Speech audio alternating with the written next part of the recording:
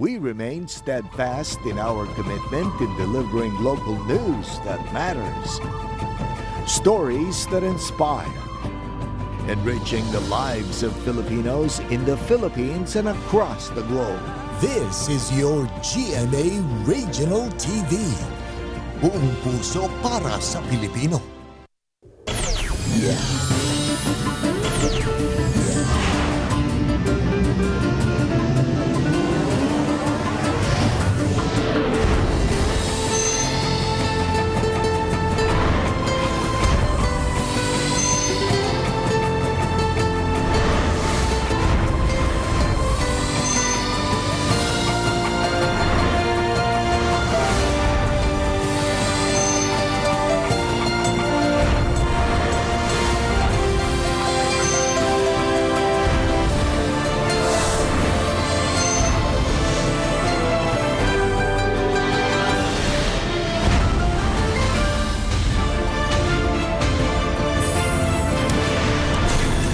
Ang GMA Regional TV Balitang Bisdak.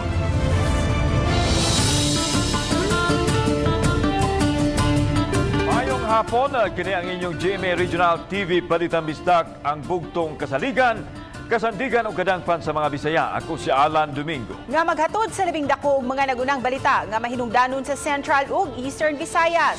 Live din sa GMA Complex sa Dakbayan sa Sugbo. Ako si Cecil Kibod Castro.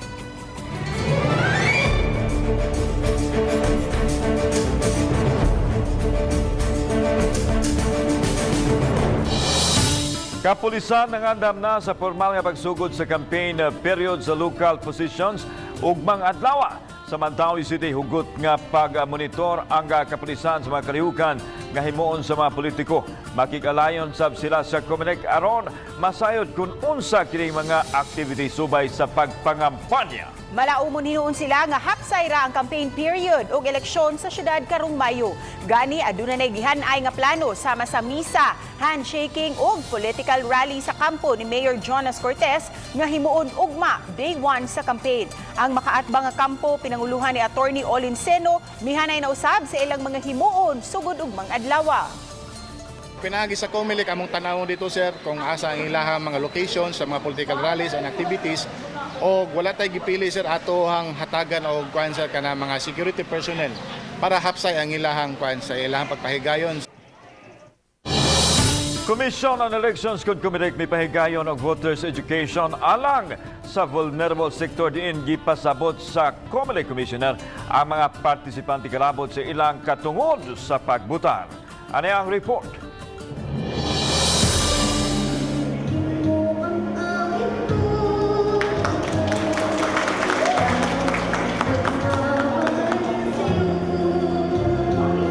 Bisan og adunay kakulian sa panglawas apan gihatagan gyapon sila og patas nga kahigayunan sa paghimo silang katungod sa pagpili sumabot nga piniliay. Kini pinaagi sa pagtagad sa ilang mga gikinahanglan aron siguradong makabutar. Usa nini ang pagpatuman sa emergency accessible polling places din mamahimo silang makabutar sa imuntar nga polling precinct kung ugaling dili nila kayang musaka sa tag-as nga andana din nahimutang ang ilang presinto. Dunay kawani sa Comelec nga maoy mo asister sa mga vulnerable sa ilang pagbutar. Hinuon maminaw pa ang Comelec sa pulso sa mga tao kung galing maduso na kini sa Comelec and Bank. Ang emergency accessible polling place, granting them the privilege to vote in emergency accessible polling places. So pwede sila mubutar kung naglisod sila sa ilang mobility. Samtang may pahimangno si Commissioner Ferolino sa mga kandidato pagsunod kanunay sa lagda sa eleksyon. Sugda na ang local campaign period ug mga adlaw ug gihimug-atan nini ang pagsunod gihapon sa health protocols. Kay ang kaning election once every 3 years raman ni.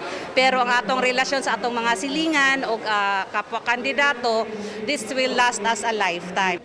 May pahimangno usab siya sa pagtuman sa pagbutang sa mga campaign materials base sa gitugot sa Comelec. There will be consequences kung tuani sa mga gidili nga mga lugar.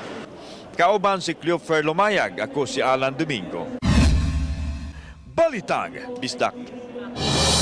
Sunod semana gipanglantawang musaka na usab ang presyo sa petroleum products apan fuel subsidy wala pa madawat. Si Luan Mirundina sa report.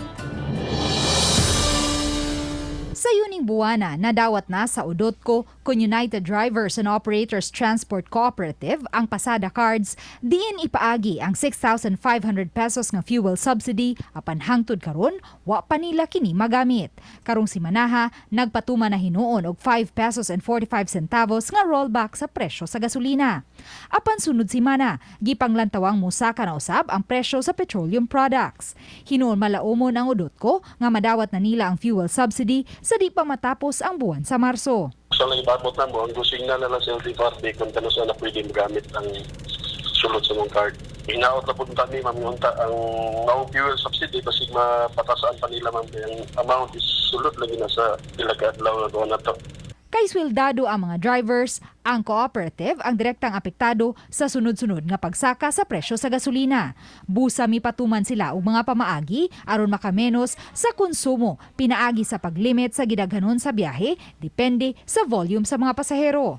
Kaniadto moabot sa napo ka mga units ang mo-standby dinhi sa Paho Terminal matag buntag aron mo pick up og mga pasahero. Apan ning sunod-sunod nga pagsaka karon sa presyo sa gasolina, moabot na lang sa 4 ngadto sa 5 ka units ang musulod diri sa Paho Terminal matag buntag. Maka-overtime man ya karon nga taas man ang krudo, dili na. Limitado na.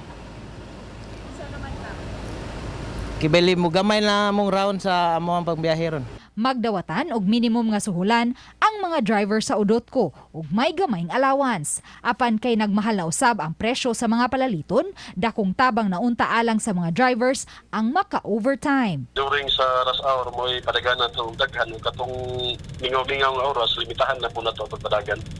Ang atong itan ang makita lugit po na ito ang dagan sa pasahero. Ang UDOTCO, usa sa mga cooperative nga nag-operate og modern PUJ dili lang sa Lapu-Lapu apan lukop Metro Cebu.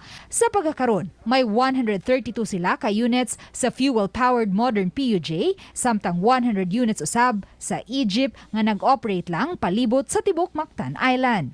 Uban ni Marlon Malgazo, Luan Mirondina, Balitang Bisdak. Liquor Board umulon sa gamhanan sa dakbayan sa Talisay aron pag-regulate sa mga bar o Cristobar sa syudad. Human nahitabo ang karambula. Ang detalye sa report ni Femari Dumabok. Gitagbo ganihang buntag ang mga tag-iya og manager sa mga bar o Cristobar sa syudad sa Talisay. Human sa nahitabong karambula tali sa 15 ka mga batanon sa usa ka Cristobar sa Barangay Lawan 1 sa yuning buwana. Ang karambola ang nakuhanog video og nag-viral online. Usa sa nakita sa mga tigom ang kaminungdanon sa pag-umol og liquor committee o board. Subli usab nilang gipahinumdum ang curfew alang sa mga minor og ang dili pagbaligya og bino sa mga minor de edad. We will talk to the mayor. We will suggest to create a liquor committee or liquor board in which bar owners has representation po sa board as well as the PNP to at least maka-craft me og mga rules, regulations and ideas. Although na naman sa ato ang revenue code nga ang gatong creation sa liquor licensing board. So kaning liquor licensing board naan niya na siya mga mechanisms, especially nagadaghan na ato mga bars and resto bars diri sa Talisay. Unsay mga measure aron ma-upkeep nato ang peace and safety sa mga customer sa bars. Usa sa mga tag-iya og resto bar ni angkon nga problema gyud nila ang pagkontrolar sa mga customer kung nakainom nag-ilimnong makahubog. Mas maayo gyud unta og permanente sad ni nga ma-regular ni siya nga meeting kay para sad ang uban ma-remind gyud sila pud permanente ba. Samta ang Pangulo sa Talisay City Chamber of Commerce and Industry miingon nga gikinahanglang matag usa kanila adunay security plan. Ang mga resto bars ni Sprout na karon sa Talisay, it is a sign of progress. But it comes with a price also. The security, makompromise na. Ang syudad adunay 40 ka mga bar o resto bar. Nunot niini awhag sa hepe sa kapulisan sa mga bar operators nga dili magsalig sa pulis ug mas maayong sila na mismo ang mosiguro sa seguridad sa ilang mga customer. Pag-add sila mga kining mga security guards then sa atuang coordination with the PNP and sa mga bar owners sa mga paghatag nato nila o mga hotline numbers para sa immediate response. Uban ni Philip Patricio Grod Prado. Ako si Femari Dumabok. Balitang Bisdak. Motorsiklo mibangga sa usa ka bus nga misangpod sa kamatayon sa driver sa motor. Nahitabo kini sa Sitio Atabay, Barangay Makaas, lungsod sa Katmon. Gila ang driver sa motor nga si John Rel Lascon. Samtang ang driver sa passenger bus mao si Roger Suliano. Sa investigasyon sa kapulisan, base sa pamahayag sa bus driver nga samtang padung siya sa norte, iyang gikasugat ang motor nga padung sa habagatang bahin. Apan dito kini miagi sa bus lane. Mi overtake matud pa ang motor sa laing sakyanan. Nakabsa ng driver sa iyang kinabuhi dito na sa Tambalanan.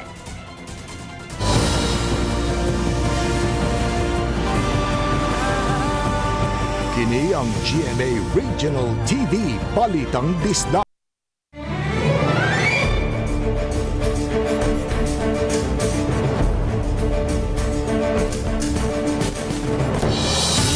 Samtang nagkaduol ang eleksyon, padayon ang pagpangandam sa mga otoridad sa posibleng senaryo nga mahitabo sa adlaw sa piniliay. Ang live report ni Nico Serino. Nick.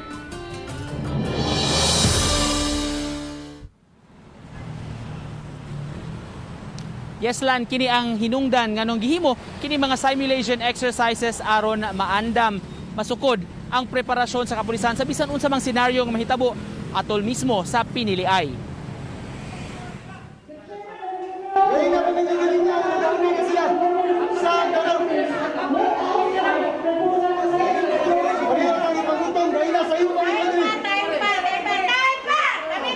Nagbagulbol kini mga botante nga naglinya gawa sa polling precinct gumikan sa matud pa kalangan sa proseso. Ilang gikumprontasi ang sakop sa electoral board sa pasangil nga dunay gipaboran. Percent na atong proseso, no?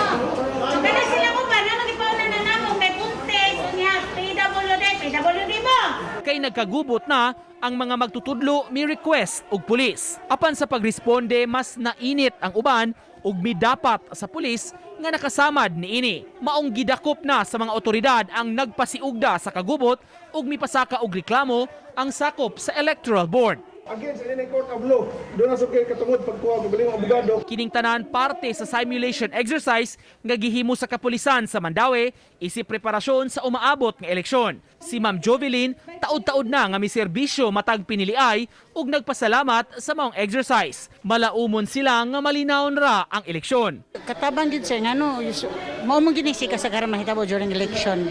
Pero diri sa pagsabungan or sa Mandawi murag seldom ra gid kay. Pasalig sa PNP, dunay igong mga pulis nga i-deploy sa adlaw sa piniliay. Gawa sa Mandawi Police, dunay pay augmentation forces ug muabag usab ang kasundaluhan. Katong gipakita ilang operational readiness. Kung ma-address ba sa police station among kwan problema. Nya ato pa nang gipasalig na during election day naatay enough na mga security personnel.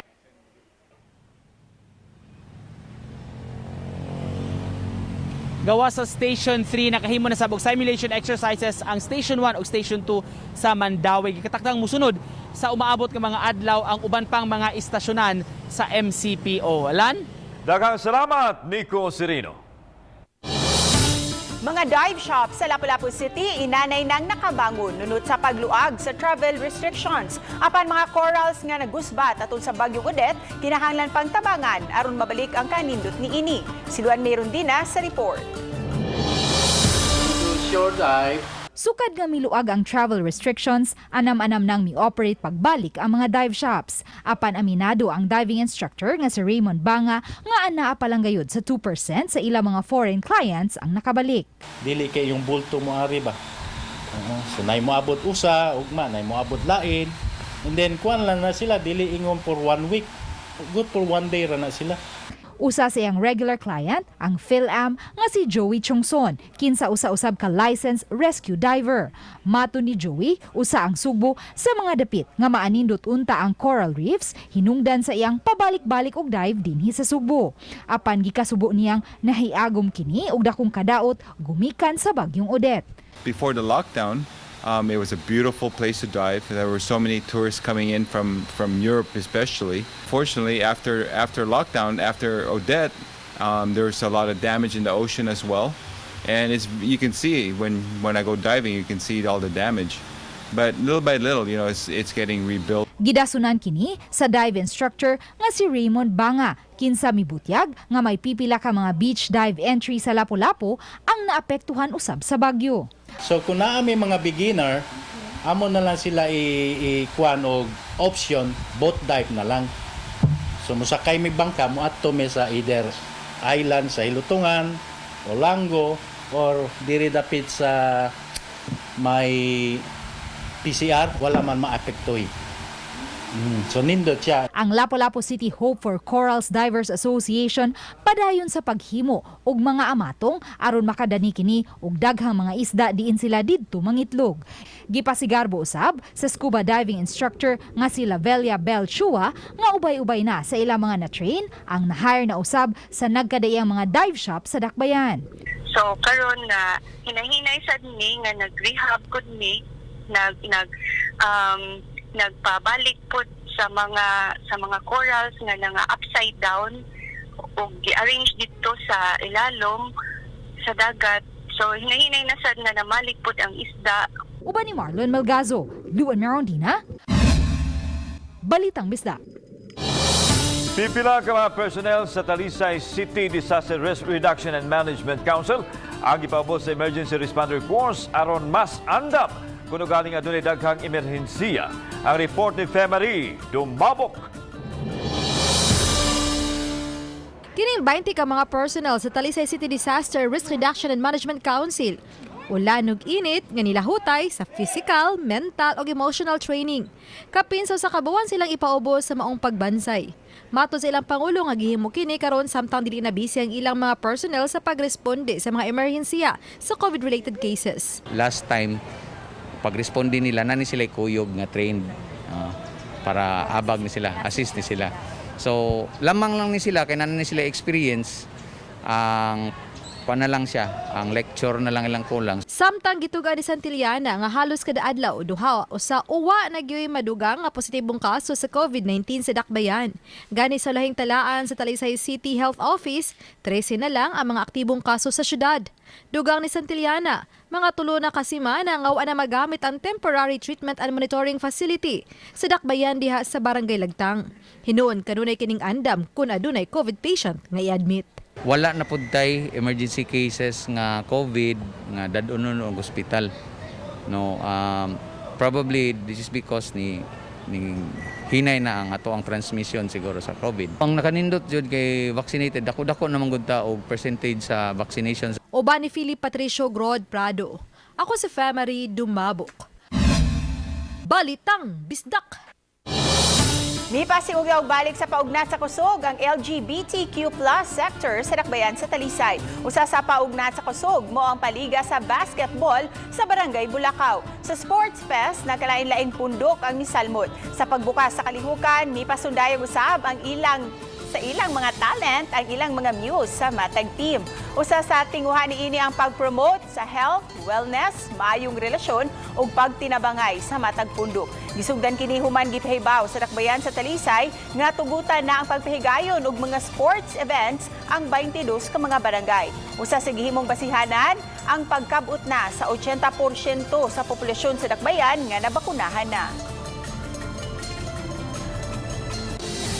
Kinato nakita karon amo kini ang traffic situation sa Maidan Iscarrio Barangay Kamput House sa Dakbayan sa Sugbo. Makita nato mga kapuso hapsay pangdagan sa mga sakyanan both lanes padung sa Kapitolyo ug pabalik. Kini ug dugang pang mga balita sa pagbalik sa Balitang Bisdak.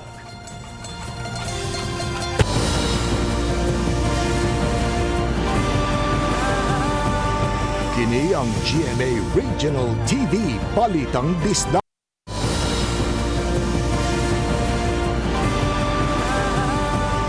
Kini ang GMA Regional TV Balitang Bisdak. Karong Lunes na sugdan ang face-to-face learning sa pipila ka mga eskwelahan sa Mandaue City nga nipasar sa mga requirements. Maong subsub ang pagpangandam aron magmalampuson og luwas ang pag-back to school sa mga estudyante. Ang detalye sa report ni Nico Serino.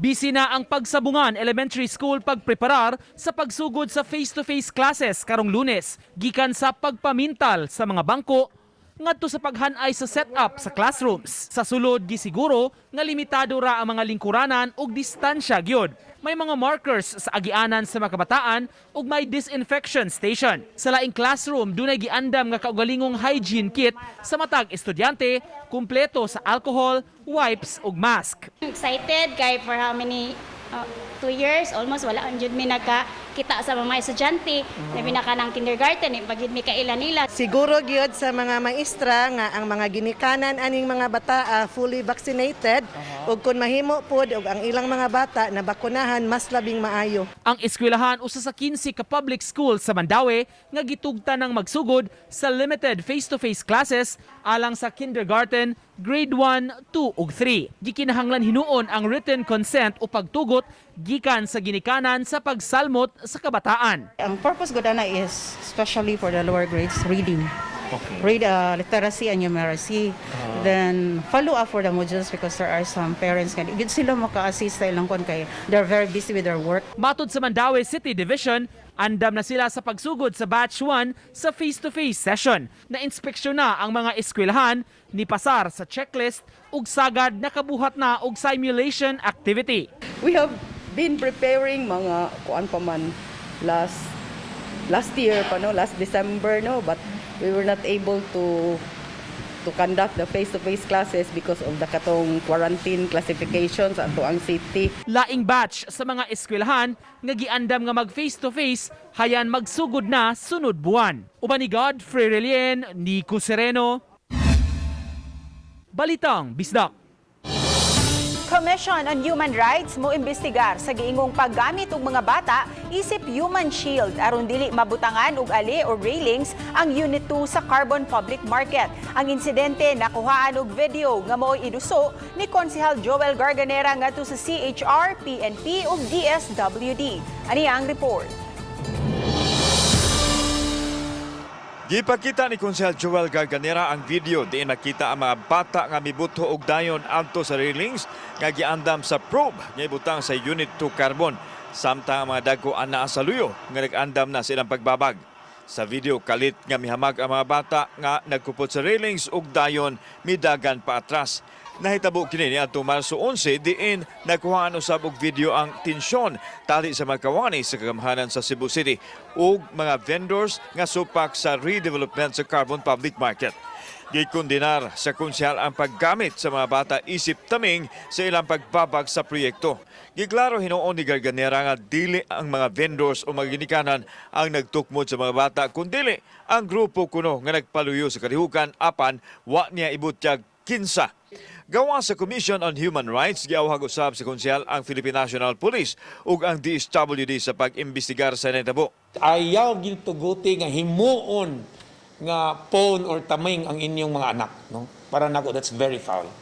Atol sa phone interview sa Direktor sa Commission on Human Rights Region 7, Attorney Arvin Udron, giulagway nini nga usa ka seryosong kalapasan sa katungod sa mga bata o galing tinuod man nga gihimo silang taming sa usa ka kalihukan nga naghatag og peligro silang kinabuhi. Gidugang nini nga ilang imbestigahon ang nahitabo. Ako nang i-direct ang atong OIC sa Investigation Division to look into this and assign an investigator to handle the case. Samtang hugot nga gipanghimakak ni An Ariosa sa hugpong karbuhanon nga gigamit ang mga bata sa kalihukan. Giklaro nini nga wa nila sugo ang mga bata nga moapil sa pag-ali sa pagbutang sa railings. Gani ilaman kunong badlungon kada nunay mga bata nga mopatimaw sa ilang kalihukan.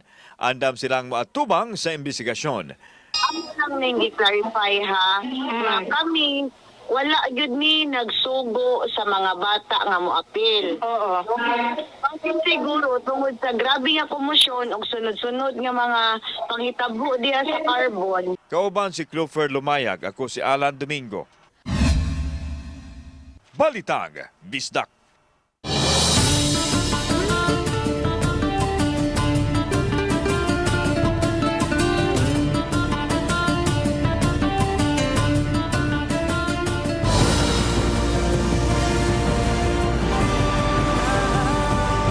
Kini ang GMA Regional TV Balitang Bisdak.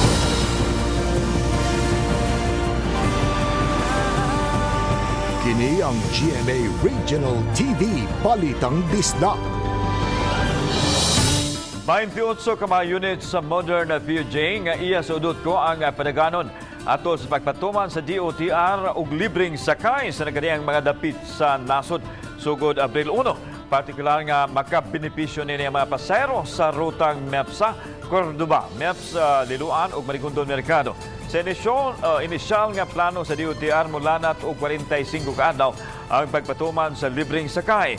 Gawas nga makatabang kini sa mga commuters gihangop usab kini sa transport sector sama sa udot ko kay sigurado usab silang mabayran sa DOTR sa tanan nilang mga biyahe. Atensyon sa mga mo graduate sa dakbayan sa Sugbo, mamahimo na nga physical o face-to-face ang graduation human mihatag og go signal ang lokal nga kagamhanan. Ani ang report. Human mapaubos sa Alert Level 1 o mas luag nga restriction ang Cebu City. Gihatagan na usab og kagawasan ang ubang makalihukan basta mosunod lang sa health protocol. Lakip na nini ang pagpahigayon sa physical graduation sa mga tunghaan sa dakbayan. Mato ni Konsehal Joel Garganera, ang Pangulo sa Emergency Operations Center, nga panahon na nga makasinati ang mga tinunan sa pribilehiyo nga personal nga makuha ang diploma human sa kapindua ka tuig nga pagkatanggong tungod sa pandemic.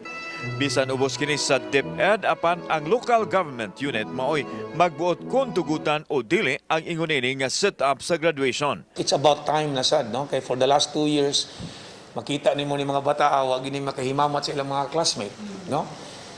Mas nagkahimamat pa noon ang mga inahanan no? Kaya sila may mag-abot-abot dito sa module. Ang dakbayan sa Sugbo aduna nilay 136 ka active cases sa COVID-19 ug nakatala usab og ubos kaayo nga positivity rate nga 1.85% itandi sa 5% sa World Health Organization threshold. Well, vaccination. No, ang kaning efforts sa atong mayor sa vaccination. Kauban si Clifford Lumayag, ako si Alan Domingo. Balitang Bisdak. Gihanay nagkaroon sa Lapu-Lapu City Tourism Office ang bagong tour package alang unya sa mga foreign o kaha bisan sa mga domestic tourist.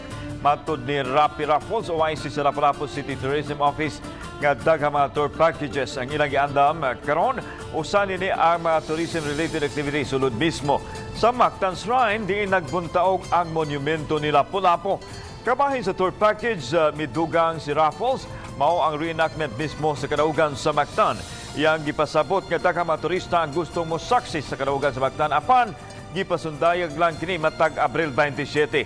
Kung mapatuman na kini aduna na unya mga local tourists nga malakip nini tungod kay sila man unya ang mopasundayag sa kadaugan sa Mactan. Kay ugma na ang pagsugod sa local campaign period, lakip nga mutabang sa Talisay City Police ang mga chief tanod. Mutabang usab ang mga barangay defender sa pagmonitor, pagsiguro nga way kagubot kung adunay mga panagtigom sa pagpangampanya sa mga kandidato. Unang gitagbo kagahapon sa hapon ni Police Lieutenant Colonel Randy Caballes ang mga barangay chief tanod. O gabii gitigom usab ni Caballes ang mga barangay defender sa Tangki. O karong gabii ang ubang mga defender sa ubang barangay. Mato ni Caballes nga naagihapon silang mutabang pagpakgang sa kriminalidad. If ever the need good nga for security, added security during sa campaign rallies, campaign sorties na atong kapulisan with the help sa ato ang mga force multipliers.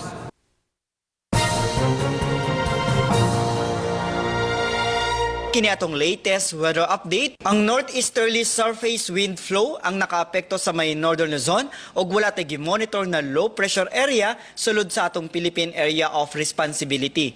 Ang weather conditions sa tibuok Visayas, Palawan kasamang Kalayaan Islands ug ang Occidental Mindoro makasinati generally for weather, init na panahon, gawas ini na mga patak-patak na mga pag-uwan ug kini mga localized na mga pagpanugdog ug kilat tungod kini sa easterlies or localized thunderstorms. Padayon ta mag-monitor sa atong mag-i-issue ng mga thunderstorm advisories. Para sa atong mga dugang detalye, bisitaha ang mga official social media accounts.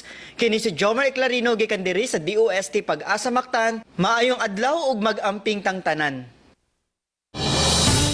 Mandawi City Government binangop sa NBI aron maimbestigahan ang isyu sa pag-angkon sa yuta nga iyas gobyerno. Kay numduman pipila ka semana ang milabay na kontrobersiya ang giingong pag-angkon sa yuta sa barangay Umapan ubos sa second bridge. Gisupa kini sa City Hall kay matod pa ang yuta for sure land ug iya sa dakbayan. Matod ni Attorney John Ido Ibanez, gipapantayan og mga Blue Guards na dapit aron masecure kini sa dakbayan. Nagpakitabang sab ang NBI ang dakbayan aron maimbestigahan ang insidente ug posibleng modus nini. Nagdumili pa hinuon pagluwat og pamahayag sa nagpadayon nilang pakisusi ang NBI.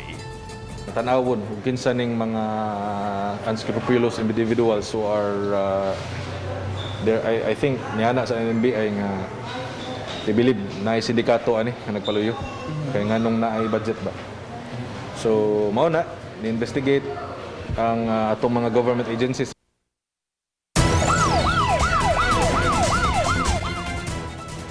Mga nabiktima sa snatching ug hold up o gipangkawatan giawhag sa Talisay City Police nga mudangop sa ilang buhatan. Kini aron pag-ila kun ang tulo nila ka mga dinakpan mauba ang namiktima kanila. Sa ingon dugan pang mga kaso ang mapasaka batok kanila. Matud sa mga pulis nga ang ilang dinakpan nga si Eliseo Medes gialarma nga armado ug nasakpitan og Black Widow nga armas. Samtang ang tulo ka mga durugista nga sila si Mac Abelia, Roel Di Parini o Rodolfo Mendoza nasutang mga notadong snatcher o tulisan sa Business District sa siyudad sa Talisay. Ang upat na priso na o napasakaan na og mga kaso. Wa mayroong lalaki na palgan sa kadagatan nga sakop sa Cansaga Bay. Sa habig na sa Mantawi City na pangalan ang mga patayng lawas niya tumiaging adlaw. Gisuwayan pa kini sa pagtabang sa mga rescue personnel apan nakabsan gyud sa kinabuhi. YID ang biktima nga nagsulod og itom nga t-shirt ug jogger pants. Aduna kini patik sa iyang tuong dughan. Gitan-aw kun unsa hinungdan sa iyang kamatayon. Sa NCAA sa GMA, ayaw ninyo si Piata ang opening ceremonies karong Sabado na, Marso 26, alas 2:30 sa hapon. Simulcast sa GMA ug GTV. Musunod sabdayon ang first set sa live games.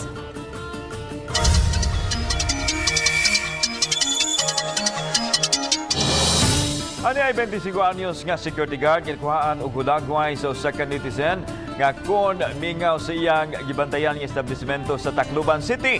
Mudalikyat og himo og plates isip kabahin siyang pagtuon sa architecture.